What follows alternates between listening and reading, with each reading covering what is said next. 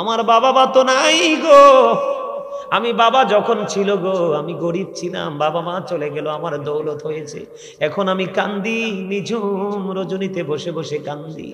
আজকে আমার কি নাই রে, নাই শুধু আমার বাবা মা। কত মানুষকে আমি দিচ্ছি, কত মানুষকে আমি খাওয়াচ্ছি, আজকে আমার কলিজার টুকরা মা নাই, আমার বাবা নাই রে, আমি কাকে খাওয়াচ্ছি? এমন সন্তান যদি এখানে থাকো বন্ধু, তোমাদেরকে আজকে আমি বলে যাই রে, আমার নবীজি তোমাদেরকে মন খারাপ করতে নিষেধ করেছে। বান্দারে উম্মত, মন খারাপ করো না, তুমি আমি আমরা সবাই আল্লাহর বাগানের ফুল। আল্লাহ যখন মন চাইবে যেই কোনো ফুল ছিঁড়ে নিয়ে যাবে, তুমি মন খারাপ করো না, তুমি সিস্টেমে তুমি আল্লাহ পর্যন্ত পৌঁছাও। হুজুর আমার বাবা নাই মা নাই, ভালোবাসতে চাই, আমার নবীজি জানিয়ে দিয়েছে সুন্দর ফয়সালা। প্রত্যেকটা জুমার দিনে জুমার নামাজ যখন তুমি শেষ করে ফেলবে, জুমার নামাজটা শেষ করে নবীজি বলেছে তুমি বাবা মার কবর জিয়ারত করিও, তোমাকে বাবা মার বাধ্য সন্তান বলে আমার আল্লাহ কবুল করে নিবে। জোরে জোরে বলেন না সুবহানাল্লাহ।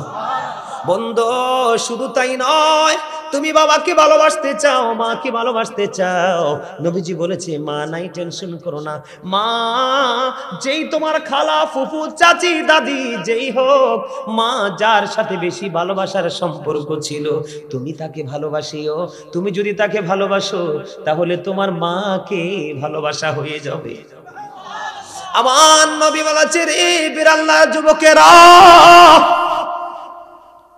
আমার নবী বলেছে তোমার বাবা নাই, খারাপ লাগাটা স্বাভাবিক, কিন্তু চলে তো গেছে, আল্লাহ তো নিয়ে গেছে, তুমি কি করবা? বাবার যে বন্ধু পৃথিবীতে আছে ওই বন্ধুর সাথে মধুর সম্পর্ক গড়ে তুলো। আমার নবীজি বলেছে এই মধুর সম্পর্ক যদি গড়ে তুলো তাহলে বাবার প্রতি ভালোবাসা হয়ে যাবে। বলে হুজুর আমি আরো কিছু করতে চাই, এমন একটা মাহফিল করে দিবেন, হাদিয়া বাবার কবরে চলে যাবে, নিয়ত রাখবেন আল্লাহ এটা বরাদ্দ আমার বাবার জন্য। একটা কোরআন খতম করে ফেলবেন, দান সদকা করে ফেলবেন, কোন এতিম অসহায়কে দান করে দিবেন, আল্লাহ এটার বিনিময়ে আমি চাই না আমার বাবা মা কবরে আছে কেমন আছে জানি না, এই হাদিয়াটা তুমি উপটৌ কোনটা আমার বাবা মার জন্য পাঠিয়ে দাও। তার কারণ আমার নবী বলেছেন আটলান্টিক মহাসাগরে পড়ে একজন মানুষ যেমনি সাহায্যের জন্য কাতরায়, কবরবাসীও তেমনি কাতরায় রে, যখন তার পৃথিবীর আপন স্বজনেরা। আজকে আপনারা যারা মাহফিলে বসেছেন বন্ধু একটা হাদিস শরীফ বলি, আপনাদের এই বসাটা আপনার কবরবাসীর জন্য কত বড় নিয়ামত। বিশেষ করে যারা আজকের আয়োজন করেছেন টাকা দিয়ে পয়সা দিয়ে, তাদের মর্যাদা কত, তাদের আপন স্বজন কবরে কত সুখে আছে। আপনাদেরকে আমি বারবার বলেছি ও বন্ধু একটু হৃদয় খুলে শুনবেন, বিরক্ত হননি কোনো? আমার নবীজি বন্ধু হাঁটতেছেন সাহাবীদেরকে নিয়ে, হঠাৎ করে দেখতে পাইলেন নবীজি দাঁড়িয়ে গেলেন, খেজুরের ডাল ভেঙ্গে দুইটা কবরের উপর ভেঙ্গে গেড়ে দিলেন। ইয়া রাসূলুল্লাহ ইয়া হাবিবাল্লাহ, নবী গো এই কবরের উপর ডাল গেড়ে দেওয়ার মানে কি গো? আমার নবীজি বলতেছেন এই দুইটা কবরের মধ্যে আযাব চলতেছে। ইয়া রাসূলুল্লাহ কেন কেন গো? আমার নবী বললেন একজনের দোষ ছিল, একজন মানুষের গোপন কথা উকি মেরে মেরে শুনতো, লোকালয়ে প্রকাশ করে গীবত করে ঝগড়া সৃষ্টি করত, এই কারণে তার কবরে আযাব চলতেছে। এই দ্বিতীয়টা হলো একজন ব্যক্তি প্রস্রাব করার পরে ভালো করে পবিত্র হতো না, জোরে জোরে কন্যা নাউজুবিল্লাহ। প্রস্রাব করার পরে ভালো করে পবিত্র হতো না, এই অপবিত্রতা এখনকার যুবকদের মধ্যে বেশি। কথা বলেন না কেন? এখনকার যুবকরা এমন অসভ্য প্যান্ট পরে যেটা কোরআন হাদিস সাপোর্ট করে না, দাঁড়িয়ে প্রস্রাব করে দেয়, রাস্তার পাড়ে দাঁড়িয়ে প্রস্রাব করে দেয়, পানির উপর প্রস্রাব করে দেয়। ইদানিং আমি কয়েকটা ঘটনা রাতের অন্ধকারে দেখেছি, ওই দিন দেখছি দুইটা মনে হয় বন্ধু, আপনারা কেউ আদারওয়াইজ নেন না, আমি অবাক হয়ে গেলাম মানুষ কেমন নোংরামে নিয়ে প্রতিযোগিতা করে। এক বন্ধু দাঁড়িয়ে দাঁড়িয়ে প্রস্রাব করে, আরেকটাও সঙ্গে সঙ্গে দাঁড়িয়ে পাশাপাশি দাঁড়িয়ে প্রস্রাব করতেছে। লজ্জা কোথায় গেল রে? লজ্জা তো থাকেই দুই চোখের কোণে, যার লজ্জা নাই তার ঈমানও নাই।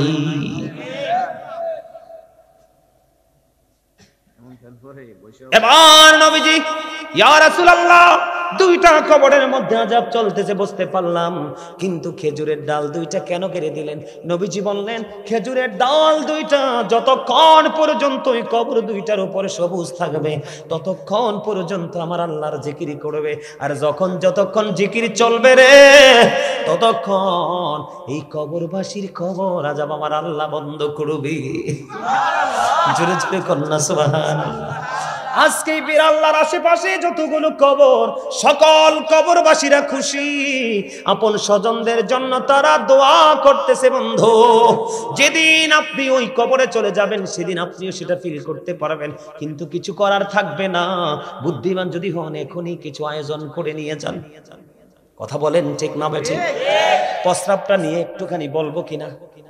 প্রস্রাব করাটা নিয়ে আমি বলি ম্যাক্সিমাম যুবক, কারণ মিম্বরে যখন দাঁড়াই জুমা পড়ানোর জন্য, খুতবা দেওয়ার জন্য, পাশেই বন্ধু প্রস্রাবখানা।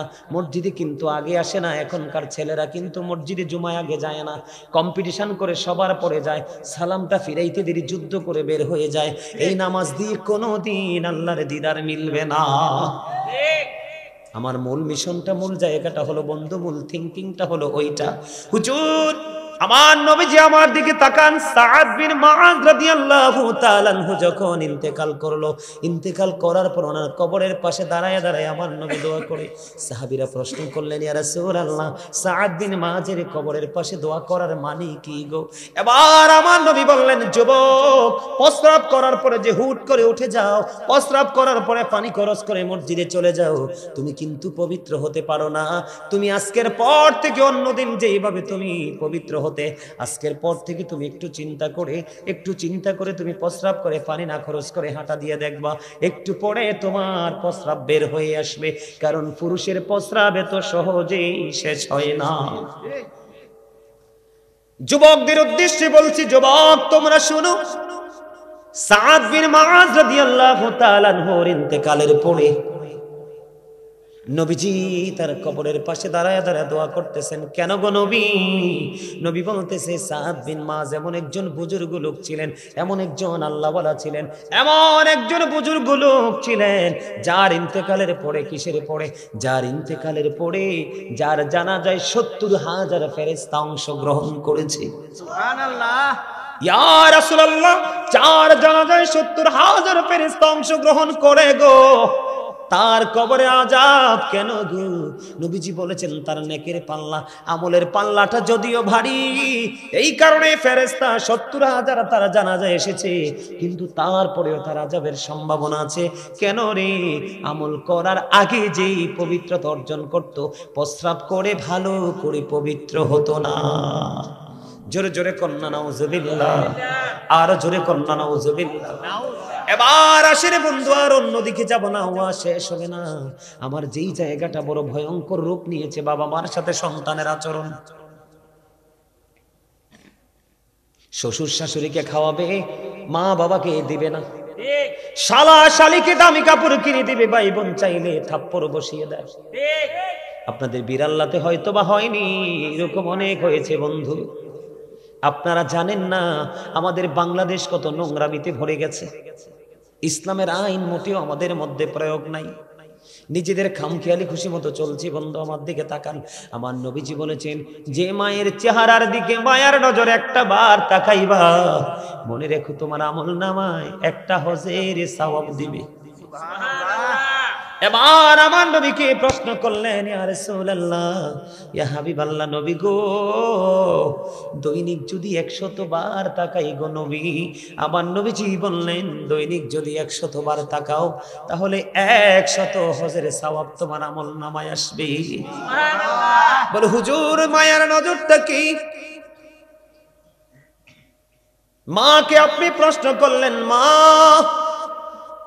আপনি কি দুপুর বেলা লাঞ্চ করেছেন, খাবার খেয়েছেন? মা বলল, বাবা আমি খাইতে পারিনি, মনটা আমার চায় না।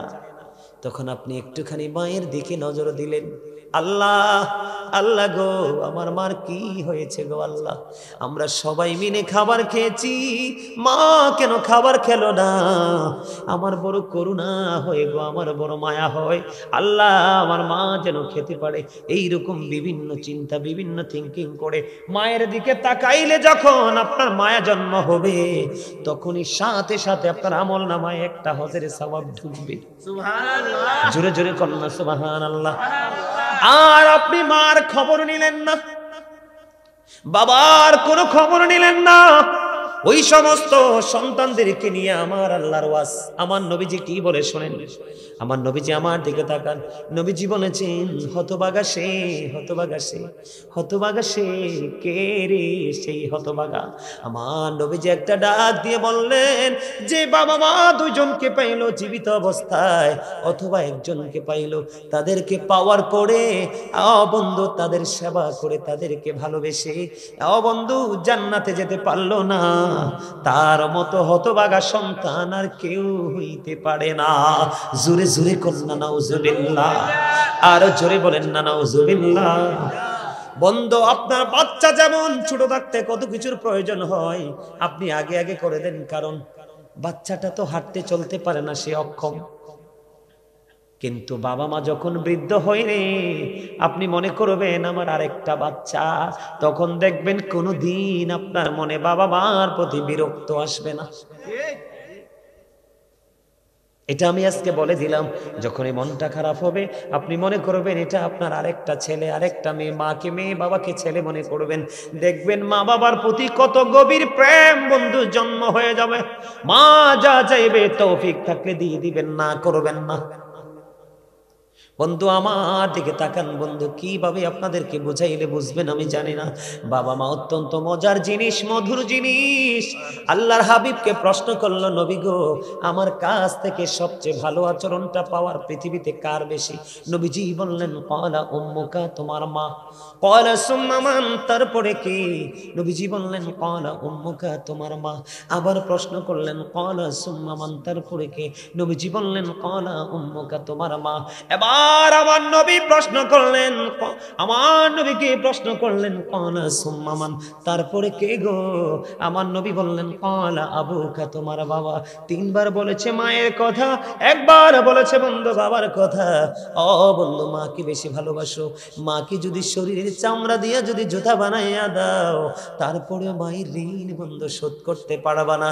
আমি আপনাদেরকে বলি, মায়ের এক পাগল যুবক ছেলে কত বছর করেছেন সেটাই মুহূর্তে আমার মনে পড়তেছে না বন্ধু। মিনিমাম বন্ধু 4 থেকে 8 বছর হবে সম্ভবত। মায়ের এক পাগল ছেলে, মা বন্ধু অসুস্থ, হাঁটতে চলতে পারে না। বাবা সন্তানের কাছে আবদার করলো, বাবা বাবা গো আমার তো মনে চায় খানায় কাবা আমি তাওয়াফ করতে। এবার কি করলেন? কিতাব প্রমাণ করেছে সন্তান ওই অসুস্থ মাকে কাঁধে নিলেন, কাঁধে নিয়ে বন্ধু বছরের পর বছর, বছরের পর বছর খানায় কাবা তাওয়াফ করালেন। খানায় কাবা যখন তাওয়াফ করলেন, করানোর পরে বন্ধু সাদিকুত তাইয়ার নামক এক আবেদকে প্রশ্ন করলেন, আপনি বলে দিন আমি বছরের পর বছর, বছরের পর বছর কত বছর আমি আমার মাকে কাঁধে করিয়া খানায় কাবা আমি তাওয়াফ করিয়েছি, আপনি বলে দেন না আমি যে মায়ের স্তন চেপে ধরে দুধ পান করেছি, এই দুধের ঋণ শোধ হয়েছিনি। এবার ওই সাদিকুত তাইয়ার একটা ডাক দিয়ে বলে, বন্ধু তোমার হায়াত যদি 50,000 বছর যদি হয় রে, 50,000 বছর যদি মাকে কাঁধে করিয়া তুমি যদি ঘুরাও, তুমি একটা নিঝুম রাত্রিতে মা প্রস্রাবের মধ্যে পড়ে রইল, তোমার কষ্ট হবে বলে তোমার ঘুম ভাঙালো না। ও বন্ধু, একটা রজনী মায়ের স্তনে চেপে ধরে যে দুধ পান করেছো, 50,000 বছর যদি মাকে কাঁধে করে চড়াও রে, একটা নিঝুম রাত্রিতে স্তন চেপে ধরে যে দুধ খেয়েছো, একটা রাতের দুধ পানের ঋণ তুমি শোধ করতে পারবা না। এমন করে কেমন করে কষ্ট দাও রে বন্ধু। আমি যদি আমার ব্যক্তিগত কথা যদি বলি রে, আমি কোনোদিন আমার মায়ের মলিন চেহারা দেখতে পারি না। যদি দেখি আমার বাবা মা বিশেষ করে মা যদি দেখি চেহারা মলিন হয়ে গেছে রে, আমার কাছে মনে হয় আমার পৃথিবী বন্ধু ছোট হয়ে গেছে। মা হলো সুখ, মা না মা শব্দটা এমন একটা পৃথিবী, সেই পৃথিবী সন্তানের জন্য পুরো নিরাপদ। পৃথিবীর সব জায়গায় গেলে আপনার ভয় আছে রে, মায়ের আঁচল তোলে সন্তানের কোনো ভয় নাই। মায়ের প্রেমিক সন্তান যেটা মা হারাইছে সে বুঝে রে মায়ের বিরহ কত যন্ত্রণার। পৃথিবীতে কত নারীর চেহারা দেখে রে, মার চেহারা কোথাও দেখা যায় না।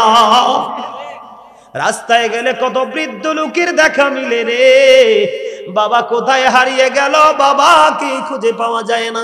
ও বিরাল্লার যুবকেরা, বাবার কলিজায় আগুন দিও না, মার কলিজায় আগুন দিও না। মনে রাখবা পৃথিবীতে যদি সন্তানের সুখ, সন্তানের মন বুঝে রে, সেটা হলো বাবা মা। তোমার বউ কিন্তু তোমার মন বুঝবে না, শাশুড়ি তোমার মন বুঝবে না, শ্বশুর তোমার মন বুঝবে না। তোমার যদি না থাকে বাবা মা, তোমার কাছে চাইবেও না। মুসা নবীর জীবনী থেকে ছোট্ট একটা ঘটনা বলবো, শুনবেন? এই আলোচনাটা করে আমি শেষ করে দিব আলোচনা বন্ধু। মুসা কালিমুল্লাহর জীবন। মুসা কালিমুল্লাহ একদিন আল্লাহর কাছে প্রশ্ন করলেন, আল্লাহ আমার সাথে আমার উম্মতের মধ্যে বন্ধু হয়ে কে গো জান্নাতে যাবে? এবার আমার আল্লাহ বললেন, মুসা চলে যাও ওই বলক শহরে। মুসা চলে গেলেন বলক শহরে, যাইয়া দেখলেন লোকটা বন্ধু এত বিশ্রী, যার নাম হলো আলী বিন মুআফিক। আলী বিন মুআফিক যাইয়া দেখলেন মুসা আশ্চর্য হয়ে গেলেন। আলী বিন মুআফিকের চেহারা এত বিশ্রী, এত কুশ্রী। মুসা নবী চিন্তায় পড়ে গেল, কেমন করে তো বিশ্রী এত কুশ্রী চেহারার মানুষটা। আমি মুসা নবী, আপনারা মুসা নবীর লকব জানেননি? 1,24,000 নবী রাসূলের মধ্যে মুসা, আল্লাহ রাব্বুল আলামিন 8 জন নবীকে স্বর্গ থেকে স্বর্গীয় উপাধি দিয়েছেন। একজন হলো মুসা কালিমুল্লাহ, মুসা স্পোক টু আল্লাহ, মুসা আল্লাহর সাথে কথা বলেছি। এমন মর্যাদা সম্পূর্ণ মুসা কালিমুল্লাহ। মুসা আশ্চর্য হয়ে গেল, এমন বিশ্রী এমন কুশ্রী চেহারার মানুষ কেমন করে আমি মুসার সাথে বন্ধু হয়ে জান্নাতে যাবে? রহস্য উদ্ঘাটন করতে হবে। এবার মুসা নবী দাঁড়িয়ে দাঁড়িয়ে দেখলেন ওই কসাই গোস্ত বিক্রি করলো। করতে করতে করতে করতে বন্ধু সবচেয়ে সুন্দর যেই গোস্তের জায়গাটা প্যাকেট করে আলাদা করে রেখে দিল। মুসা কালিমুল্লাহ বন্ধু ওই আলী বিন মুআফিকের সঙ্গে সঙ্গে গোস্ত যখন বিক্রি হয়ে গেল, মুসা নবী তার সঙ্গে সঙ্গে বাড়ি গেল। যাওয়ার পরে যাইয়া দেখলেন এমন বৃদ্ধা মা হাঁটতে পারে না, চলতে পারে না। ব্যবসার কাজের জন্য বের হতে হবে, কারণ মুমিনের ব্যবসাটাও ইবাদত। মুমিন যে মূলা ক্ষেত করেছে এটাও ইবাদত, মুমিন খেজুর বাগান করেছে এটাও ইবাদত, মুমিন সিমের বাগান করেছে এটাও ইবাদত। মুমিনের সব কিছু বন্ধু আমল, মুমিনের সবগুলো ইবাদত, কোনো কিছু বিপন্ন হয় না। এবার মুসা নবী যাইয়া দেখলেন বৃদ্ধা মা হাঁটতে পারে না, চলতে পারে না। ওই বৃদ্ধা মাকে আলী বিন মুআফিক সকালবেলা সুন্দর করে খাওয়াইয়া দাওয়াইয়া একটা ঝুড়ির মধ্যে আরাম করে বসাইয়া রাইখা আসছে। মা তুমি থাকো, আমার জন্য দোয়া করো, আমি ব্যবসাটা শেষ করে আসছি। ছেলে ব্যবসা যদি করে পেটের জন্য, জীবন জীবিকার জন্য, কিন্তু কলিজাটা মার কাছে রাইখা আসছে। এবার মুসা নবী দেখলেন, যাইয়া দেখে মাকে খাঁচা থেকে বন্ধু নামাইলো। নামানোর পরে মাকে পরিষ্কার পরিচ্ছন্ন করলো। মুসা নবী দেখতেছে, ওই মুসা নবী দেখতেছে মায়ের পাগল ছেলে আলী বিন মুআফিক সারাদিন পরিশ্রম করেছে, ক্লান্ত। সে নিজের ক্লান্তি বুঝতে দেয় না, মার জন্য খাবার তৈরি করলেন, গোশত রান্না করলেন, মারে খাওয়াইলেন। খাওয়াইয়া টাওয়াইয়া বন্ধু এবার গেলেন আলী বিন মুআফিক একটু ফ্রেশ হতে হবে, হাত মুখ ধুতে হবে, ক্লান্তি দূর করতে হবে। খেয়াল করেন কেমন সন্তান। সব শেষ করে মুসা চাইয়া দেখলেন বুড়িমা হাত তুলে বসে আছে আল্লাহর দরবারে। বুড়িমা, মা গো বলো না তুমি কি দোয়া করেছো? এবার বুড়িমা ডাক দিয়ে বললেন, তুমি কে রে? এবার মুসা ডাক দিয়ে বললেন, আমি এই জামানার নবী মুসা কালিমুল্লাহ। এবার মুসা নবী ডাক দিয়ে বললেন, বুড়িমা বলে দাও না তুমি কি দোয়া করেছো। এবার বুড়িমা ডাক দিয়ে বললেন, আপনি যদি নবী হন আমি আপনাকে বলে দেই গো, আমার এই সন্তানটা আমাকে এত বেশি আদর করে, এত ভালোবাসে রে, আমি সব সময় দোয়া করি আল্লাহর কাছে, আজকেও দোয়া করে দিলাম, আল্লাহ আল্লাহ গো আমার নবী মুসা, আমার এই সন্তানটাকে তুমি মুসার বন্ধু বানাইয়া জান্নাতে দিও। এবার মুসা একটা ডাক দিয়ে বলল, বুড়ি মা মা গো, আমি আল্লাহর কাছে দরখাস্ত দিয়েছিলাম, আল্লাহ গো আমার সাথে কে গো জান্নাতি বন্ধু হয়ে যাবে। ওই বুড়ি মা একটা ডাক দিয়া যখন ও বন্ধু বললেন, আমার নবী মুসা কালিমুল্লাহ ডাক দিয়া কই, বুড়ি মা আমি আল্লাহর কাছে জানতে চেয়েছি আমার সাথে কে যাবে জান্নাতে বন্ধু হয়ে, আমার আল্লাহ জানিয়ে দিয়েছে তোমার ছেলে। জোরে জোরে কন্যা সুবহানাল্লাহ। এবার বন্ধু আমি একটু নেগেটিভ সাইডে যাব। বুখারী শরীফের মধ্যে এসেছে হাদিস খানা। ও বন্ধু তোমরা শোনো, মাকে বিন্দু পরিমাণ আঘাত করা যাবে না। কোনো কারণে মা যদি আঘাত পায় রে, তোমার সোনালী দিন অন্ধকারে কাচ্ছন্ন জগতের দিকে চলে যাবে। তোমরা বুখারী শরীফের হাদিস, যুবক তোমরা বিরক্ত হইও না, আমি ওয়াজটা শেষ করে দিচ্ছি, একটুখানি ধৈর্য ধরো তোমরা। আলী বিন মুআফিক, এটা তো চলে গেল বন্ধু। বন্ধুরে আমার, হযরতে জুরিজ নামে একজন আল্লাহওয়ালা যুবক ছিলেন। হাদিস শরীফের মধ্যে এসেছে হযরতে জুরিজ, বুখারী শরীফের মধ্যে এসেছে মায়ের প্রেমিক। জুরিজ যেমন একটা আল্লাহওয়ালা ছিলেন, বুজুর্গ ছিলেন, মানুষের ভিড়ে তিনি আমল করতে পছন্দ করতেন না। তিনি নির্জনে বসে বসে একা একা আল্লাহর সাথে প্রেমের ডুরি লাগাইতে পছন্দ করতেন। খেয়াল করেন বন্ধু, লোকালয় থেকে অনেক দূরে চলে গেলেন জুরিজ, যেখানে একটা মাটি দিয়া হুজরা বানানো হলো, মাটি দিয়ে ঘর বানানো হলো। এই ঘরের মধ্যে জুরিজ বসে বসে বসে বসে আল্লাহর গোলামি করে। হঠাৎ করে একদিন জুরিজ নামাজরত অবস্থায়, যুবক হৃদয় খুলে শুনো, জুরিজ কিন্তু নামাজ পড়তেছে, গভীর খেয়াল, নামাজরত অবস্থায়। এবার ওই জুরিজের মা বাহির থেকে কে ডাকে, বাবা জুরিজ আমি মা এসেছি, তুমি তোমার সাথে দেখা করব। এবার জুরিজ তো নামাজরত অবস্থায়, জুরিজ আল্লাহকে বলতেছেন, আল্লাহ আমি তো নামাজের নিয়ত বেঁধে ফেললাম, আমি কি আমার মায়ের সাথে দেখা করব নাকি আমি নামাজটা ছেড়ে ফেললাম। পরে বন্ধু নামাজ শেষ করে এসে দেখে আজকেও মা নাই, আজকেও চলে গেছে। 2 দিন চলে গেল, আবার তৃতীয় দিন আসলো, ঠিক তৃতীয় দিনে জুরিজ নামাজরত অবস্থায়, মা ডাকছে, জুরিজ কিন্তু মায়ের ডাকে সাড়া দেয় না। তৃতীয় দিন নামাজ শেষ করার পরে এবার হুজরার বাইরে আসলেন, বাইরে এসে চাইয়া দেখে রে আজকেও মা নাই। আর এক এক করে 3 দিন আসলো, ছেলে নামাজ পড়ে মার সাথে দেখা করলো না, মার কলিজায় আঘাত লাগছে। হাদিস শরীফের মধ্যে এসেছে, মা তৃতীয় দিন যাওয়ার সময় বলেছে, আল্লাহ আমি একে একে 3 দিন আসলাম, ছেলেটা দেখা দিল না, তাকে বেশ্যা মহিলার মুখ না দেখাইয়া মরণ দিও না। জুড়ে জুড়ে কন্যা নাউযুবিল্লাহ। মা কি দিল? কথা বলেন।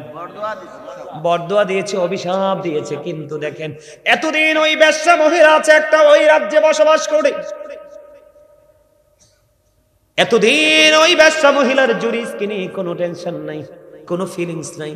কিন্তু মা যেই গুণে অভিশাপ দিয়ে চলে গেল, বেশ্যা মহিলার পেটের মধ্যে বন্ধু বাচ্চা, বেশ্যা মহিলার পেটের বাচ্চা অবৈধভাবে প্রসব করলো।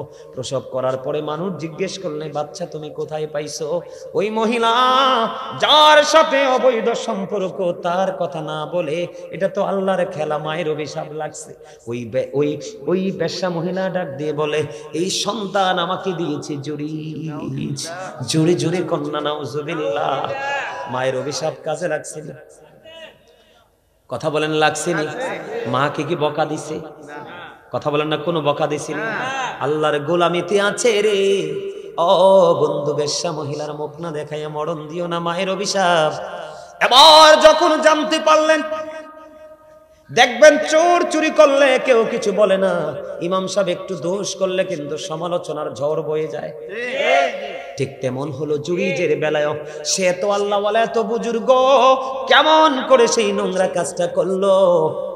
ও বন্ধু, এবার তৎকালীন সময়ে মানুষ জুরিজের কাছে চলে গেল, তার হুজরাটা বন্ধু ভেঙ্গে ফেললো। কি করলো? তার হুজরাটা টেনে হেসে ভেঙ্গে ফেললো। এবার তাকে প্রহার করতে শুরু করলো, টেনে হেসড়ে তাকে হুজরা থেকে বের করলো। জুরিস ডেকে ডেকে বলে, কে রে, কেন বা আমাকে প্রহার করছো? এবার মানুষগুলো ডেকে ডেকে বলে, তোমাকে প্রহার করার কারণ হলো ওই বেশ্যা মহিলার সাথে তুমি মেলামেশা করেছো। অথচ সরল মনা জুরিস কিছুই তো জানে না। মূলত অভিশাপ হলো মায়ের। কার কথা বলেন, কার অভিশাপ? এবার বন্ধু জুরিস কত বুজুর্গ দেখেন, তারপরে মায়ের অভিশাপ লেগে গেল। জুরিস কি মারতে মারতে টেনে হেসড়ে বের করে দিল। এবার জুরিস একটা ডাক দিয়ে বলল, ভাঙ্গে দিয়েছো হুজরা, প্রহার করেছো ইচ্ছা মতো, এবার একটা কাজ করো, ওই বাচ্চাটাকে আমার কাছে নিয়ে আসো এবং আমাকে একটা ঘটি পানি দাও। এবার তাকে একটা ঘটি পানি দেওয়া হলো, সে সুন্দর করে ওযু বানালো। ওযু বানানোর পরে জুরিস ডাক দিয়ে বললেন, বাচ্চাটা কোথায়, আমার কাছে নিয়ে এসো। মানুষ দৃশ্য দেখার জন্য লুকি লোকারণ্য হয়ে গেছে। এবার ওই জুরিস ছোট্ট মাসুম নবজাত শিশুর পেটটার উপরে হাতটা রেখে বলল, বাবু বলো না তোমার বাবা কি? ছোট্ট বাচ্চার অটই জবান খুলে গেল। এত হাজার মানুষের ভিড়ে ওই ছোট্ট বাচ্চা একটা ডাক দিয়ে বললেন, ওই ছোট্ট বাচ্চা একটা ডাক দিয়ে বললেন, ওই রাখাল আমার বাবা। জোরে জোরে কন্যা সুবহানাল্লাহ। আমি আপনাদেরকে বুঝাইতে চেয়েছি যে জুরিজের হাত লাগলে বাচ্চা কথা বলে, যদিও তার কথা বলার সময় এখনো হয় নাই। যেই বাচ্চার পেটে হাত দিলে এটা কি তার কারামত কিনা বলেন? তার পাওয়ার আছে না নাই? আল্লাহর সাথে তার প্রেমের ডুরি আছে না নাই? মা বরদোয়া দিয়েছে, বেশ্যা মহিলার মুখটা দেখাইয়া মরণ দিও না। মা যদি আরো জঘন্য বরদোয়া করতো তাহলে সেটাও তার জন্য কার্যকর করতো আমার আল্লাহ। কথা বলেন না কেন? বেশ্যা মহিলার মুখ লাগছেনি, কলঙ্ক লাগছেনি, যদিও তিনি তার কারামত প্রকাশ করেছেন। পরে হাদিস শরীফ এটা বলার কারণ হলো, যুবক, বিন্দু পরিমাণ কলিজায় মাকে ব্যথা দেওয়া যাবে না, বাবাকে ব্যথা দেওয়া যাবে না। তাদেরকে ব্যথা দিলে তোমার জীবন পুরো বিপন্ন হয়ে যাবে। বাবা মাকে কষ্ট দিবেন? ব্যথা দিবেন? দিব না তো। সব শেষে আমি বলেছিলাম আপনাদেরকে একটা হাদিস বলে শেষ করে দেই। এটা শীতের দিন চলতেছে না? কথা বলেন, শীতের দিন চলতেছে না? মজার একটা হাদিস, হযরতে আবু যর রাদিয়াল্লাহু তাআলা আনহু থেকে হাদিস বর্ণিত। নবীজি শীতের দিনে বের হলেন, বের হয়ে দেখলেন গাছের পাতাগুলো বিরামহীন ভাবে ঝরছে। নবীজি গাছের ঢাল ধরলেন, ধরার পরে ডাক দিলেন, রে আবু যর। আবু যর উত্তর দিলেন, লাব্বাইকা ইয়া রাসূলুল্লাহ, আমি হাজির। এবার আবার নবী বললেন, ও বীর আল্লাহর যুবক, হৃদয় খুলে শোনো। আমার নবী বললেন, রে আবু যর, তুমি চাইয়া দেখো শীতের কারণে গাছের পাতাগুলো যেমনি বিরামহীন ভাবে জোরে জোরে পড়ে রে, ঠিক তেমনি ভাবে আল্লাহর বান্দাগুলো একাগ্রচিত্তে প্রেমে পড়ে যখন নামাজের মাধ্যমে আল্লাহর কুদরতি কদমে সেজদা দিবে রে, ঠিক তেমনি ভাবে তার সমস্ত জীবনের গুনাহগুলি ঝরে পড়ে যাবে। জোরে কন্যা সুবহানাল্লাহ। আল্লাহ আমাদের সবাইকে 5 ওয়াক্ত নামাজ পড়ার তৌফিক দান করুন, হালাল পথে রোজগার করার তৌফিক দান করুন, সুদ থেকে, ঘুষ থেকে, গীবত থেকে, মিথ্যা থেকে আল্লাহ রাব্বুল আলামিন আমাদেরকে পরিপূর্ণভাবে বেঁচে থাকার তৌফিক দান করুন। সকলে বলুন আমিন। সম্মানিত উপস্থিতি, আমার আলোচনায় কি কষ্ট পাইছেন আপনারা? আমার নবীজি জানিয়ে দিয়েছে জাহান্নামের আগুনটা আমার আল্লাহ 1000 বছর তাপ দিয়ে উত্তপ্ত করেছে, আগুনটার রং হয়ে গেল লাল। আমার আল্লাহ কই, না না, এই আগুনে হবে না। যেই পরিমাণ অন্যায় বান্দাগুলো করবে, যেই পরিমাণ বান্দাগুলো যেই পরিমাণ অপরাধ করবে, এই আগুনে হবে না রে, এই আগুনে হবে না। আমার আল্লাহ চিন্তা করলেন, বন্ধু 1000 বছরের তাপে হবে না, আরো 1000 বছর তাপ দিলেন, আগুনের রং হয়ে গেল সাদা। আমার আল্লাহ আরো 1000 বছর তাপ দিলেন, আগুনের রং হয়ে গেল বন্ধু কালো। এক এক করে 3000 বছর উত্তপ্ত করে বন্ধু এই জাহান্নামের আগুন কি বরাদ্দ করে রাখছে রে, ওই আগুনের এক জোড়া জুতা তোমাকে পরাইয়া দিবে। ঈদের দিনে, বিয়ের দিনে, বড় কোনো ভোজের যখন আয়োজন করা হয়, ওই ভোজের আয়োজনের দিনে গরুর গোশত যেমনি পাতিলের মধ্যে উত্রানোর সময় মানুষ সেই শব্দ শুনতে পায়, তার চাইতে ভয়ঙ্কর রূপে তোমার মাথার মগজটা উতরাবে রে বন্ধু। ও বীর আল্লাহর মানুষ, কেমন করে বসে রইলা ঘরে? আমার আল্লাহ বলেছে, বান্দা, আমি আমার বান্দার উপর অত্যাচার করি না। সূরা ইউনূস খুলে দেখেন বন্ধু, আল্লাহ বলেছেন, ইন্নাল্লাহা লা ইয়াযলিমুন নাসা শাইয়্যান ওয়ালাকিন্নান নাসা আনফুসাহুম ইয়াযলিমুন। আমার আল্লাহ জানিয়ে দিয়েছে, আল্লাহ আল্লাহর বান্দার উপর অত্যাচার করে না, বান্দা নিজেই নিজের উপর অত্যাচার করে। খেয়াল করেন আল্লাহ কি ওয়াজ করতেছে। আল্লাহ বলেছেন, যারা জুলুম করে, আল্লাহু লা ইউহিব্বুজ জালিমিন, আল্লাহ বলেছে অত্যাচারীদেরকে আল্লাহ ভালোবাসে না। আমার আল্লাহ আরো বলেছেন, ওমালিজ জালিমিনা মিন আনসার, জালেমরা যখন বিপদে পড়বে, চারপাশ যখন বিপদ তাদেরকে গ্রাস করে ফেলবে, আমার আল্লাহ বলেছে তাদের জন্য আমার আল্লাহ কোনো সাহায্যকারীও রাখে না। এমন বিপদে পড়ে যাবে, আগুনের একটা জোড়া জুতা পরিয়ে দিবে রে বীর আল্লাহর মানুষ। তোমার সেদিন অবস্থা পুরো প্রতিকূলে চলে যাবে। তুমি কাঁদবে, তুমি চিৎকার করবে, তুমি হাহাকার করবে। তোমাদেরকে আমি বলে দেই, কোরআন শরীফের 19 পারা সূরা শুআরার 88 নম্বর আয়াত খুলে দেখো। আমার আল্লাহ বলেছে, যেই সন্তানের জন্য গোলামি ছেড়ে দিয়েছো, যেই সন্তানের জন্য সুদ খেয়েছো, যেই সন্তানের জন্য ঘুষ খেয়েছো, যেই সন্তানের ভবিষ্যতের জন্য নিজের জীবনকে কুরবানি করে দিয়েছো, আমার আল্লাহ বলেছে, বান্দা কেমন করে এত বোকা হলি রে? কোন ভালো আলেমের সাথে প্রেম লাগাইতে পারলি না। আমি আল্লাহ বলে দিলাম, কোরআন শরীফের 19 পারা সূরা শুআরার 88 নম্বর আয়াতে আমার আল্লাহ বলে দিয়েছেন, ইয়াউমা লা ইয়ানফাউ মালু ওয়ালা বানুন। আমার আল্লাহ বলেছে, বান্দারে, বীর আল্লাহর মানুষ, তোমার ধন সম্পদ সন্তান সন্ততি সেই দিন কোনো কাজে আসবে না। তাহলে তুমি কি করলা? তোমার কত বড় বিপদ তুমি ডেকে আনলা। এখানে শুধু ক্ষান্ত নয়, আমার আল্লাহ জানিয়ে দিয়েছে, আল্লাহ বলেছে, হাবিব, আপনি উম্মতগুলোকে, আপনার উম্মতগুলোকে সাবধান করেন, তাদেরকে রেড সিগন্যালটা আপনি জানিয়ে দেন, তাদের অবস্থা কত ভয়ানক হবে। ও বন্ধু, জাহান্নামের আগুনে শুধু মানুষ পড়বে না, জাহান্নামে বন্ধু, জাহান্নামীদের জন্য খাবারও ব্যবস্থা আছে। জোরে জোরে কন্যা নাউজুবিল্লাহ। এর মধ্যে ভয়ঙ্কর একটা খাবারের নাম পেলাম কোরআন খুঁজে, যেটার নাম হলো বন্ধু কাঁটাযুক্ত ফল, জাক্কুম। নাউজুবিল্লাহ বলেন না। এই জাক্কুমটা যদি ওই বীর আল্লাহর জমিনে এই মুহূর্তে যদি একটা ফোঁটা পড়ে, একটা ফোঁটা জাক্কুম যদি পড়ে রে, তাৎক্ষণিকভাবে গোটা পৃথিবীর মাটি বিষাক্ত হয়ে যাবে রে। কিয়ামত পর্যন্ত এই পৃথিবীতে কোনো গবেষক সয়েল টেস্ট করে ফসল ফলানোর উপযোগী করতে পারবে না, একেবারে বিষাক্ত হয়ে যাবে। জাহান্নামীদের জন্য ওই ভয়ঙ্কর খাবারটা বন্ধু বরাদ্দ করা আছে জাহান্নামে। হুজুর, আর কোন খাবারের খবর পেয়েছেন কি? হাদিস শরীফ খুলে দেখলাম রে, ওই জাহান্নামীদের জন্য আরেকটা খাবারের খবর পেয়ে গেলাম, এত বিষাক্ত, এত ভয়ঙ্কর, যেটার নাম হলো বন্ধু তিনাতুল খাবাল। ইয়া রাসূলুল্লাহ, ইয়া হাবিবাল্লাহ, নবী গো, ও প্রাণের নবী, এই তিনাতুল খাবালটা কি গো নবী? জানতে বড় মনে চায় গো।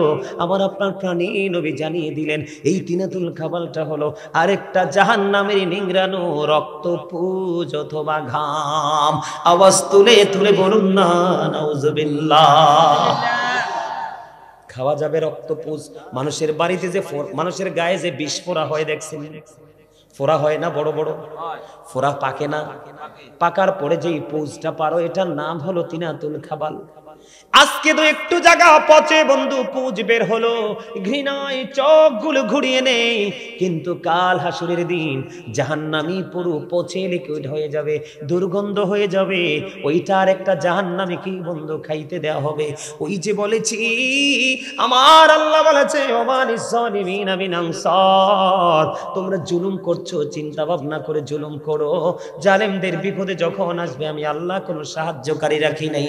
আল্লাহ বলেছেন, লা ইয়ামুতু ফিহা ওয়ালা ইয়াহইয়া ওয়া মা হুম আনহা বিগাইবিন। আবার আল্লাহ বলেছেন, বন্ধু তুমি খাইতে হবে রে, বাঁচতেও পারবা না, মরতেও পারবা না, ওখান থেকে পালাইতেও পারবা না। আওয়াজ তুলে বলেন না আল্লাহু আকবার।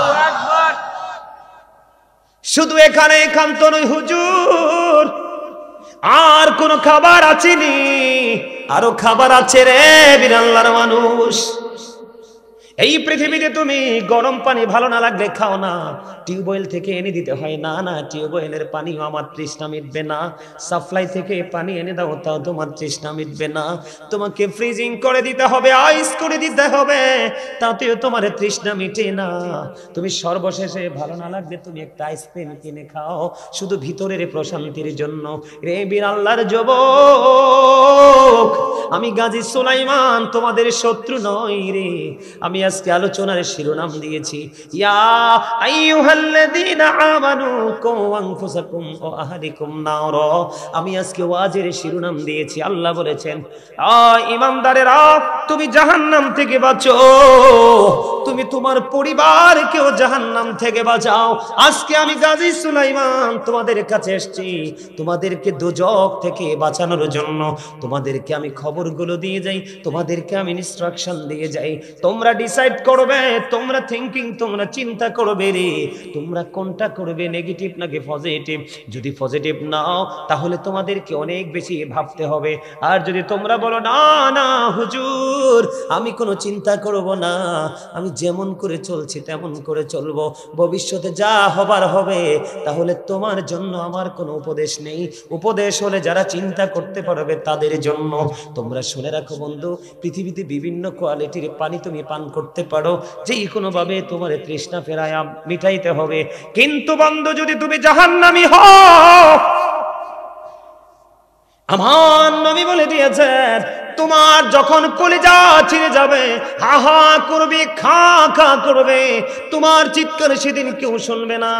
ও বন্ধু আল্লাহ বলেছে বান্দা শুনে রাখো, তোমরা যখন আমি আল্লাহ তোমাদের উপর জুলুম করি না, তোমরা নিজেই নিজের উপর জুলুম করো। জুলুম করলে আমি আল্লাহ জানিয়ে দিলাম তোমাদেরকে ভালোবাসি না। তোমরা যদি বিপদে পড়ো আমি তোমাদের জন্য কোন সাহায্যকারীও রাখি নাই। তোমরা সিদ্ধান্ত করো কি করবা। যখন পানির তৃষ্ণা লাগবে তুমি পাগল হয়ে যাবে। ওই যে আবারও বলছি, তুমি যতই পাগল হও বাঁচার সুযোগ নাই, মরার সুযোগ নাই, পালাবারও সুযোগ নাই। তোমার জন্য উত্তপ্ত গরম পানি বরাদ্দ আছে। আগুনের বর্ণনা কিন্তু একটু আগে সংক্ষিপ্ত একটা হাদিস দিয়ে দিয়েছি। এই পানিটা মাথার বন্ধু জাহান্নামীদের মাথায় ঢেলে দিবে। মাথায় ঢেলে দিতে দেরি রে পেটের মধ্যে ঢুকে যাবে বন্ধু। হাদিস শরীফের মধ্যে এসেছে, আপনার আমার প্রাণী নবী বলে দিয়েছেন, দুই রানের মধ্যখানে দিয়ে বন্ধু আমার মা চাচি জেঠিরা পায়েস রান্না করে কি করে না? হালুয়া রুটি আমরা খাই কি খাই না? হালুয়া রুটি রান্না হয় প্রায় সময় বন্ধু বাঙালির ঘরে একটা ঐতিহ্য খাবার, ঠিক কিনা বলেন? প্রায় সময় আটা দিয়ে ময়দা দিয়ে হালুয়া রুটি করা হয়, হয় কি হয় না? এই হালুয়াটা বন্ধু যেমন লিকুইড হয়, অথবা আপনারা জুস খান কিনা, প্রাণ জুস, বিভিন্ন ম্যাঙ্গো জুস খান কিনা, প্রোটিকা খান কিনা, এটা যেমন লিকুইড হয়, গরম পানি মাথায় দিতে দেরি, পেটে ঢুকতে দেরি হবে না। ওই লিকুইড জাতীয় খাবারের মতো দুই রানের মধ্যখান দিয়ে গলে গলে পচে পচে বের হতে থাকবে, আর তুমি চিৎকার করতে থাকবে। তবে সমষ্টিগত জাহান্নামের কথা বললাম, কিন্তু জাহান্নামের কর্মের উপর কিন্তু সাজাটা আলাদা আলাদা হবে। যেমন আমি আপনাদেরকে যদি এক্সাম্পল দেই, আমার বাংলাদেশের নারী পুরুষ মানুষকে নিয়ে গীবত করতে বেশি পছন্দ করে, কথা কন না কেন? এক্সাম্পল দেই বন্ধু, যেই পুরুষগুলো দোকান চাটা এগুলো বেশি গীবত করে, যেই মহিলাগুলো ঘরে থাকতে পছন্দ করে না, এই ঘর থেকে ওই ঘরে যেতে বেশি পছন্দ করে, ওই মহিলাদের যাওয়া আসার কারণই হলো গীবত করা। আমি কারো শত্রুতা নিয়ে বন্ধু বলছি না, বাস্তবতা বলছি। আপনারা যেমন একটা সমাজে আছেন, আমিও তেমন একটা সমাজে আছি, আমি এটা দেখে দেখে অভ্যস্ত হয়েছি। এই জন্য বলি, ওই যে আমি ছোট্ট করে এক্সাম্পল দিচ্ছি, কেমন এক্সাম্পল, এক একটা পাপের এক একটা সাজা। আমার নবী একদিন সাহাবায়ে কেরামদেরকে নিয়ে একটি জায়গায় বন্ধু দাঁড়ালেন, খেয়াল করেন, বিরক্ত হন না? না, এগুলোর দরকার আছে না নাই? আমার নবী সাহাবায়ে কেরামদেরকে নিয়ে একটা জায়গায় দাঁড়ালেন। হঠাৎ করে বিকট একটা দুর্গন্ধ আসলো, যেই দুর্গন্ধ পৃথিবীর মানুষ কোনোদিন পায়নি। এমন একটা দুর্গন্ধ যখন আসলো, আমার নবীজি সাহাবাই কেরামদেরকে ডেকে ডেকে বললেন, সাহাবীরা রে, তোমরা কি বলতে পারো এই দুর্গন্ধটা কোত্থেকে আসলো? এবার সাহাবীরা ডেকে ডেকে বলে, ইয়া রাসূলুল্লাহ, ইয়া হাবিবাল্লাহ, নবী গো, এই দুর্গন্ধটা কোত্থেকে এসেছে এটা আল্লাহ এবং আল্লাহর হাবিব ভালো জানে। এই কথা বলতে দেরি আমার নবীজি বলে, তাহলে এবার শোনো। নবী গো, কিসের দুর্গন্ধ? নবীজি বলেছেন, এই দুর্গন্ধটা হলো ওই ব্যক্তি থেকেই আসছে। এই ব্যক্তিটা কে গো? ও নবী, এই ব্যক্তিটা কে? আমার নবী বললেন, ওই ব্যক্তিটা মুমিনদেরকে নিয়ে গীবত করতেছে, এই কারণে তার মধ্য থেকে এত বেশি দুর্গন্ধ বের হয়েছে। এই দুর্গন্ধটা বাতাসের সাথে এসে আমাদের নাকে লাগছে। জোরে জোরে কন্যা নাউজুবিল্লাহ। গীবত হলো মরা ভাইয়ের গোশত খাওয়ার সমান। আমি আপনাদেরকে বলি, ইতিপূর্বে শুনছেন কিনা জানি না, আপনার আমার প্রাণে নবী বলেছেন, যে পৃথিবীর বুকে যাকে নিয়ে গীবত করবে, সমালোচনা করবে, নবীজি বলেছেন ওই ব্যক্তির নিকটবর্তী করা হবে কাল হাসরের দিনে। নিকটবর্তী যখন হবে, হওয়ার পরে বলবে, তুমি তো এতদিন দুনিয়ায় তারা কি করেছো? জিন্দা বড় ভাইয়ের গোশত খেয়েছো, এখনো তুমি তার গোশতটা খেতে থাকো। বন্ধু, গীবতের সাজাটা দেখেন।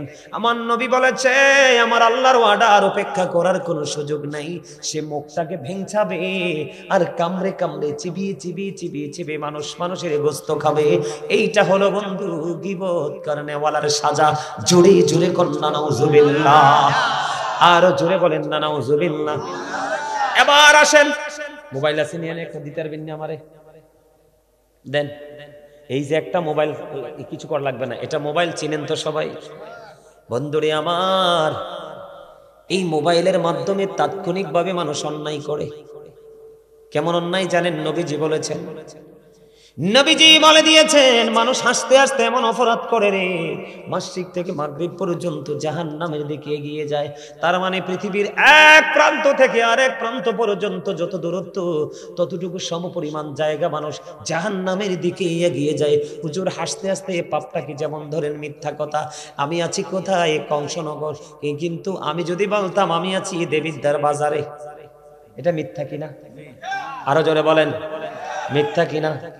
আমার দিকে তাকান, মিথ্যা বলা মুনাফিকের নমুনা। মুনাফিকের তিনটা নমুনা। একটা হলো কথা যখন বলবে মিথ্যা বলবে। সে যখন কেউ যখন তার কাছে আমানত রাখবে সেটা খেয়ে ফেলবে। সে যখন ওয়াদা দিবে ওয়াদা ভঙ্গ করে ফেলবে।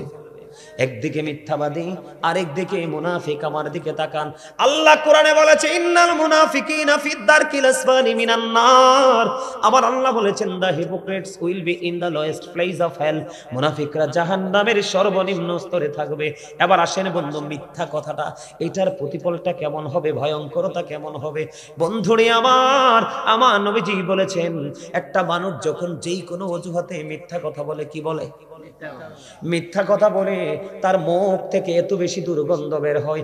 এই দুর্গন্ধের কারণে, মিথ্যা বলার কারণে তার মুখ দিয়ে এত বেশি দুর্গন্ধ বের হয়ে আসে রে।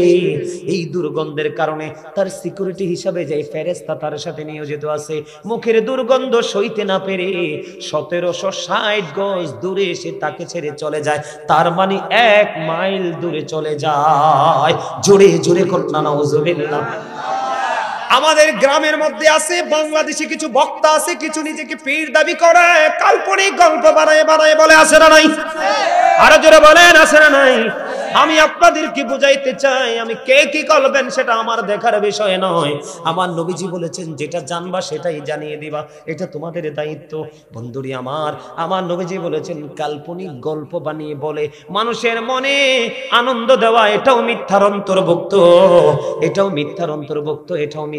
কারণ কাল্পনিক গল্পের কোনো বাস্তবতা নাই। কথা বলেন না কেন? আসেনি বাস্তবতা? আমার নবী শব্দটা 3 বার ইউজ করেছে। যে মিথ্যা বললো, কাল্পনিক গল্প বানিয়ে মানুষকে খুশি করলো, মানুষের হৃদয়ে জায়গা করে নিল, এটাও মিথ্যা। নবীজি বলেছেন, সে ধ্বংস, সে ধ্বংস, সেই ধ্বংস। 3 বার বলেছে। তার জন্য ঠিকানা হলো বন্ধু জাহান্নামের একেবারে সর্বনিম্ন স্তর। জোরে জোরে কন্যা নাউজুবিল্লাহ। এবার আসেন বন্ধু মিথ্যাবাদী। কিছু কিছু মিথ্যাবাদী আছে, এই ঘর থেকে ওই করে মিথ্যা প্রচার করে। এই কিছু কিছু মিথ্যাবাদী আছে, এই দোকান থেকে ওই দোকানে মিথ্যা কথা প্রচার করে। কিছু কিছু মিথ্যাবাদী আছে, এই সৌমনি থেকে ওই সৌমনিতে মিথ্যা কথা প্রচার করে। কিছু কিছু মিথ্যাবাদী আছে লেখার মাধ্যমে মিথ্যা প্রচার করে, আছে না নাই? এটা আমার বানানো গল্প নয়, সামুরা ইবনে জুনদুব রাদিয়াল্লাহু তাআলা আনহু থেকে হাদিসটা বর্ণিত। হাদিস এসেছে বন্ধু বুখারী শরীফের মধ্যে। আমার দিকে তাকান, আমি আপনাদেরকে কি বুঝাইতে চাই, এই ওয়াজ আপনার আমার জীবনে বেশি প্রয়োজন। দাদা ভাই কি বলেন, আপনার কি পছন্দ হয় আমার ওয়াজটা? এই যে দেখেন মোবাইল, এই যে দেখেন ক্যামেরা, সোশ্যাল মিডিয়ার মাধ্যমে একজন ভদ্রলোককে কলঙ্ক দেখায় লাগাইয়া কালা করে দেয়, আছে না নাই? মিথ্যার মাধ্যমে। কিসের মাধ্যমে? মিথ্যার মাধ্যমে। আপনারা আমার দিকে তাকান, কেউ সকাল থেকে বিকেল পর্যন্ত, কেউ এক জুমা থেকে আরেক জুমা পর্যন্ত, কেউ এক মাস থেকে আরেক মাস পর্যন্ত, কেউ এই বছর থেকে ওই বছর পর্যন্ত কন্টিনিউয়াসলি মিথ্যা চড়াইতে থাকে। মিথ্যাবাদীর সাজাটা কেমন দেখেন। আমার দিকে তাকান, খেয়াল করেন। আমার নবীজি একদিন কি করলেন, সাহাবীদেরকে বললেন, বুখারীতে এসেছে হাদিসটা, সাহাবীরা রে, তোমাদের মধ্যে এমন কি কেউ আছো রে স্বপ্ন দেখেছো? সাহাবীরা বললেন, না গো না নবী, আমরা কোনো স্বপ্ন দেখিনি। এবার আমার নবী বললেন, আমি একটা স্বপ্ন দেখেছি, তোমরা শুনবে কি? ইয়া রাসূলুল্লাহ, শুনবো গো। অনেক লম্বা হাদিসটা, তবে মিথ্যা নিয়ে যেহেতু বলছি একটুখানি বলি। চাচা ভালো লাগেনি? এবার কি করলেন, আমার দিকে তাকান। নবীজিকে দুজন ফেরেশতা আসলেন, ইয়া রাসূলুল্লাহ চলেন আপনাকে নিয়ে ভ্রমণ করব। নবীজি ভ্রমণে বের হলেন, অনেকগুলো ভয়ঙ্কর দৃশ্য তিনি দেখতে পাইলেন। এর মধ্যে একটা দৃশ্য দেখতে পাইলেন, আমার দিকে তাকান।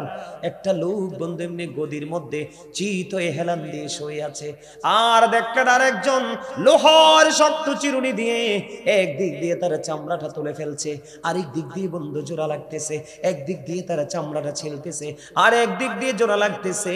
এমনি করে করে করে বন্ধু এই থেকে এই পর্যন্ত চামড়া খালি তুলতেছে আর জোড়া লাগতেছে। নবীজি বলল, ও আমার সঙ্গীরা, তোমরা বলো রে, এই মানুষটার এই সাজাটা কন্টিনিউ জীবিত অবস্থায় কেন এই সাজাটা চলতেছে?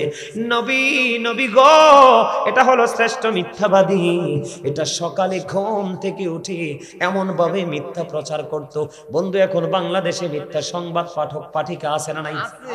পত্রিকার কলম লেখার মতো আছে না নাই? এই বাড়ি থেকে ওই বাড়ি মিথ্যা প্রচার করার আছে না নাই? প্রোপাগান্ডা ছড়ানোর মতো আছে না নাই? এই মিথ্যা থেকে সমাজের, ঘরের, বাড়ির বন্ধু সুখ নষ্ট হয়ে যায়। আল্লাহ বলেছেন ইবেন খুনাখুনি পর্যন্ত হয়। আল্লাহ বলেছেন অল ফিতনাতু আশাদ্দু মিনাল কতল।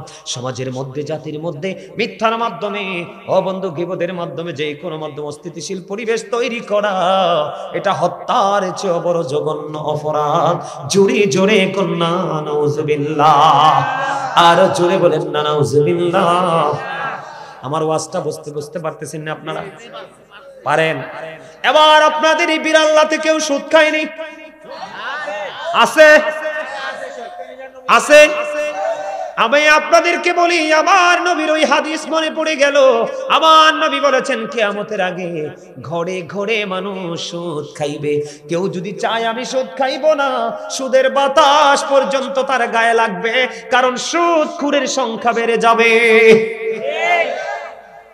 ওই হাদিসের মিথ্যাবাদীর যে হাদিসটার একটা অংশ বললাম, ওই হাদিসের আরেকটা অংশ, নবীজি একটা দৃশ্য দেখার পরে এবার বন্ধু নবীজি ঘুরতে ঘুরতে ঘুরতে ঘুরতে একটা রক্তের নদীর কাছে গেলেন। রক্তের নদীর কাছে গিয়ে দেখলেন, ও বন্ধু, একটা লোক রক্তের নদীতে সাঁতার কেটে কেটে কেটে কেটে পাড়ে আসতে চায়, কিন্তু তিনি কোনোভাবেই বন্ধু পাড়ে আসতে পারে না। ও বন্ধু, কত করুণ, কত হৃদয় বিদারক ঘটনা।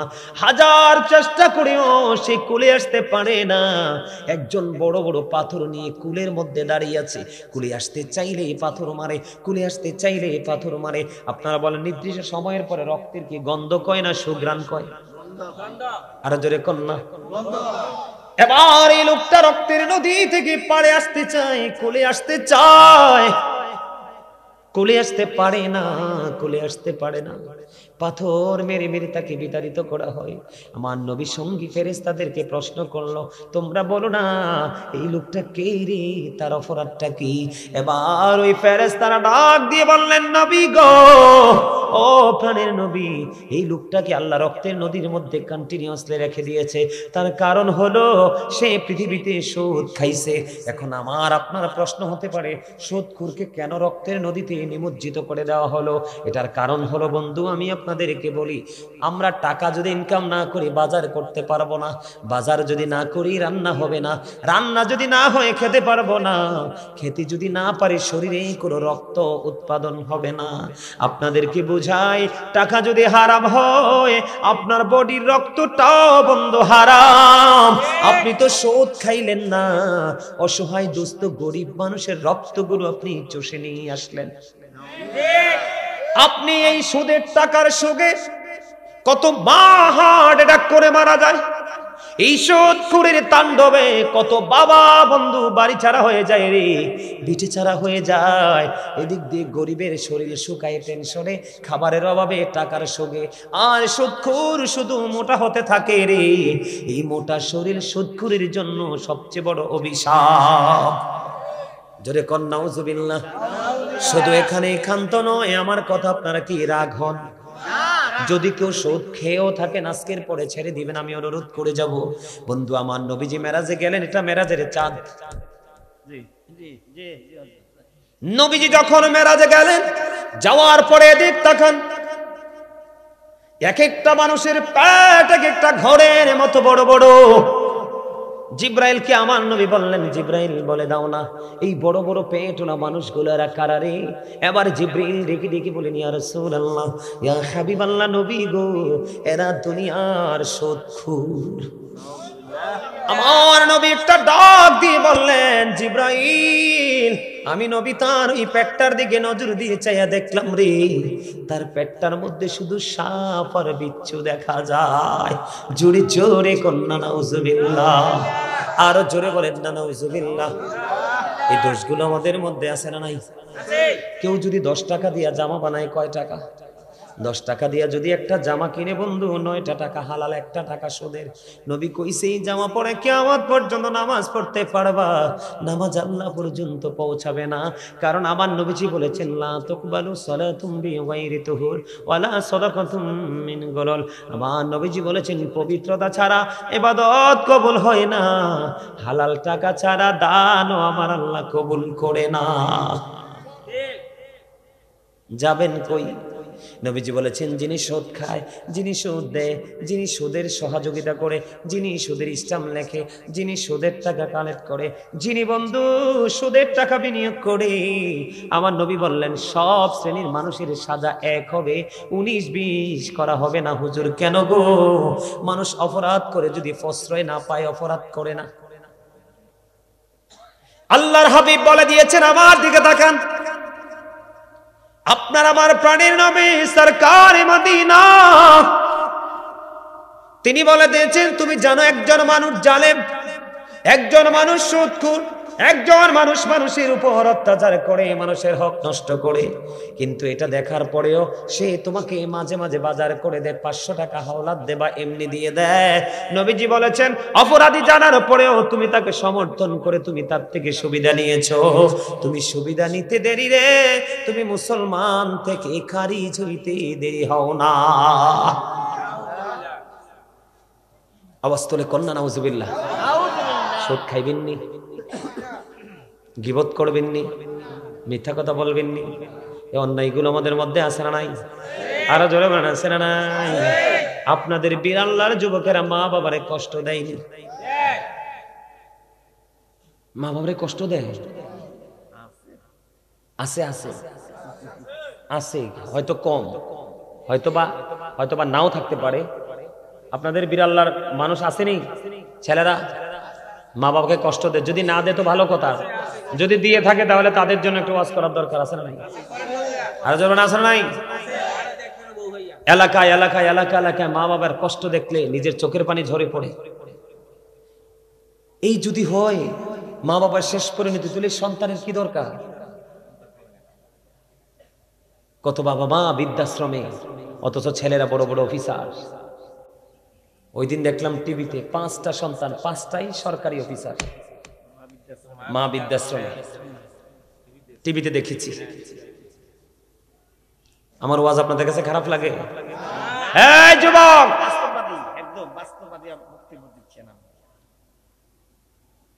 আল্লাহ রাসূল বলেছেন, paradise of the child under the feet of the mother's.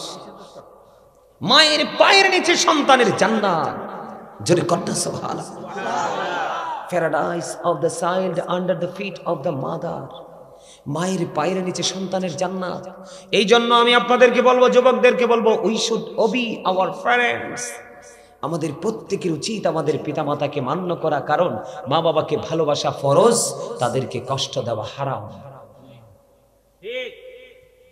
আর আব্বা আম্মা যারা, আপনাদেরকেও বলছি, সন্তান বড় হইলে বড় হইছে মনে করে ছেড়ে দিবেন না। Every parent should take care their children very carefully. প্রত্যেকটা পিতামাতার উচিত তার সন্তানের দায়িত্ব যত্ন সহকারে পালন করা। ঠিক না বেঠিক? করেছেন? করেননি তো? সন্তান অমানুষ হবে না তো ভালো মানুষ হবে কি করে? কারণ আপনি কাদামাটিটাকে যেমন করে গড়ে তুলবেন, সেই কাদামাটিটা শক্ত তেমনই হবে। আপনার সন্তান তো আপনার কাছে একদম সফট কাদামাটি। আপনি তো আপনার কাদামাটিকে আপনি কি করেন নাই, এটাকে কারুকার্য দ্বারা রূপান্তরিত করেন নাই। এই জন্য আপনার সন্তান পথভ্রষ্ট হয়ে গেছে। আপনি কি জানেন বাবা হিসাবে আপনার দায়িত্ব কি? বলবো একটু। রাসূল বলেছেন, আদিবু আওলাদাকুম আলা সালাতি খিসালিন হুব্বি নবিকুম ওয়া হুব্বি আহলি বাইতিহি ওয়া আলা কিরাতিল কুরআন। রাসূল বলেছেন, teach the love of the prophet, teach family love, learn to recite the holy Quran. নবীজি বলেছেন, হুব্বি নবিকুম, teach the love of the prophet. তোমরা তোমাদের সন্তানদেরকে নবীর প্রেম শিখাও, কারণ নবীর প্রেমের মধ্যে সকল শিক্ষা, সকল সমাধান।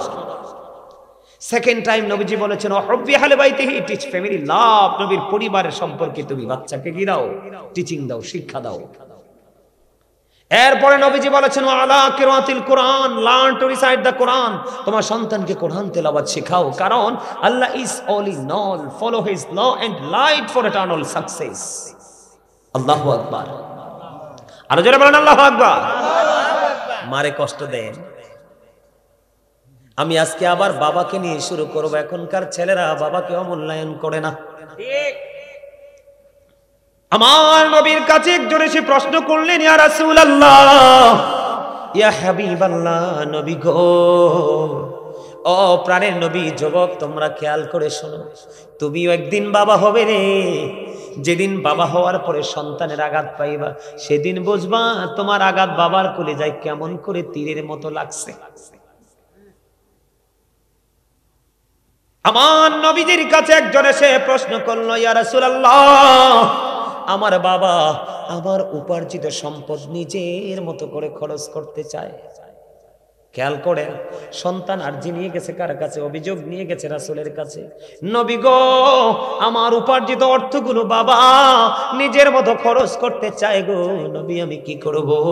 আমার নবী আবার একটা ডাক দিয়ে বললেন, শুধু তোমার উপার্জিত অর্থ নয়, তুমি নিজেও তোমার বাবার সম্পদ। জি তো বলতে পারলেন না? বাবা আমার ওয়াজের পক্ষে নাই আপনারা, না তো জিটা ভালো করে বললেন না। কি মজার কথা খেয়াল করছেন নি? তুমি গেছো আমার টাকা খরচ করে আমার বাবা। আমার নবী কই, তোমার টাকা না, শুধু তুমিও তোমার বাবার সম্পদ। বাবা তোমাকে যেমনি মন চায় এমনি নাচাবে, না শব্দ ইউজ করতে পারবা না। এটার নাম হলো বাবা। আমার নবী বলেছেন, যেই সন্তানের প্রতি বাবা বাধ্য, বাবা নারাজ, ও বীর আল্লাহর যুবকেরা শুনে রেখো, তোমার বাবা যদি তোমার উপর নারাজ হয়, আমার নবীজি বলেছে আমার আল্লাহ তোমার উপর নারাজ। তুমি দরখাস্ত দিতে পারবা, চিঠি লিখতে পারবা, জীবনের শুরু থেকে শেষ পর্যন্ত একটা চিঠির জবাবও আমার আল্লাহ দিবে না। আমার আল্লাহ তোমার চিঠির জবাব দিতে প্রস্তুত নয়। আল্লাহ কেন প্রস্তুত নয়? আল্লাহ রোমিও বাণী লৌহে মাহফুজের কোরআন, যেটাকে বলা হয় দা হোলি কোরআন। আল্লাহ কয়, বান্দা আমার ওই কোরআন, এই কোরআন আমি আল্লাহর জবান, আমি আল্লাহর কথা। তোমরা তোমাদের বাবা মার মর্যাদা কত বেশি রে, ওই কোরআনের দিকে চোখ মেলে তাকিয়ে দেখো। আমার আল্লাহ বলেছেন ওয়াবুদুল্লাহ ওয়ালা তুশরিকু বিহি শাইয়্যান ওয়া বিল ওয়ালিদাইনি ইহসানা। তোমরা আল্লাহর ইবাদত করো, আল্লাহর সাথে কাউকে শরীক করিও না, কোনো কিছুকে শরীক করিও না। ওয়া বিল ওয়ালিদাইনি ইহসানা, মা বাবাকে ভালোবাসতেই থাকো। এজন্য আমি একটা কবিতা লিখছি, বলবো? এটা লিখেছি ইংলিশে। I love my country, I love my land, I love my mother father's, I love my friends. মারহাবা কর না কেন? আমি আমার দেশকে ভালোবাসি। I love my country and countries people. আমি দেশকে ভালোবাসি, দেশের মানুষকে ভালোবাসি, কারণ আমি তোমার, তুমি আমার। কথা বলে না কেন? কথা কর না? বিদেশি যদি একটা, আপনার কাছে ভালো লাগতেছে? আলহামদুলিল্লাহ, আলহামদুলিল্লাহ। আপনি দেখেন আমার দেশের একটা ছেলে যখন বিদেশের কোথাও দেশে মারা যায়, দেখবেন সারা দেশের মানুষের চোখ দুটো অস্ত্রসিক্ত হয়ে যায়। আল্লাহ গো, আল্লাহ, আমার দেশটা গরিব বলে আমার দেশের ছেলে পরিশ্রম করতে গেছে, তাই বলে কি নির্যাতিত হয়ে নিপীড়িত হয়ে মারা যেতে হবে? এটা কিন্তু কোনো মুসলমানই মেনে নেয়। আপনার একটা দিকে যেই দলই করুক, কিন্তু দলমত নির্বিশেষে নিজের দেশের মানুষ যখন বিদেশে লাঞ্ছিত হয়, সমস্ত বাংলাদেশের মানুষের হৃদয় রক্তক্ষরণ হয় কি হয় না? হয় কি হয় না? এই জন্য আমি বলেছি, I love my country, I love my land, I love my mother father's, I love my friends. জোরে কর না মারহাবা, আর জোরে বল মারহাবা। এটা জাগতিক দৃষ্টিতে বলি, জগতের বাইরে যদি গিয়ে যাই তাহলে I love my prophet Muhammad রাসূলুল্লাহ সাল্লাল্লাহু আলাইহি ওয়াসাল্লাম। জোরে কর না সুবহানাল্লাহ। নবীজির নাম মোবারক নিয়ে যেই ব্যক্তি এভাবে চুমু খাবে, নবীজি কাল হাদিস শরীফটা আমি নিজে পড়ছি। নবীজি বলেছে, নবীজির মহব্বতের কারণে নবীজি তাকে হাতে ধরে ধরে কাল হাসরের দিন জান্নাতে নিয়ে ঢুকাবে। সুবহানাল্লাহ, জোরে কর না সুবহানাল্লাহ। আপনি নবীকে ভালোবাসতে পারেন বা না পারেন, কিন্তু কেউ যদি ভালোবাসে, কারণ যার প্রেম যেমন তার প্রকাশটাও তেমন। কিন্তু আপনি কখনোই কোনো ধরনের এঙ্কার বা তুহমত করবেন, করলে এঙ্কারটা যায়, যদি করেছেন তাকে কিন্তু তার আচরণকে করেছেন, কিন্তু আচরণটা তো নবীকে ঘিরে। তো নেগেটিভ সাইডটা কোথায় গিয়ে লাগে? আমার নবীর কাছে গিয়ে লাগে। নবী যদি নারাজ হয়, আল্লাহকে আপনি কোনোদিনও পাবেন না। আর নবীকে রাজি করতে পারলে আল্লাহ কয় আমি তোমার অটো হয়ে যাই। জোরে জোরে কন্যা সুবহানাল্লাহ, আরো জোরে কন্যা সুবহানাল্লাহ। আমার নবী বলেছে, যেই সন্তানের উপর বাবা নারাজ, সেই সন্তানের উপর আল্লাহ নারাজ।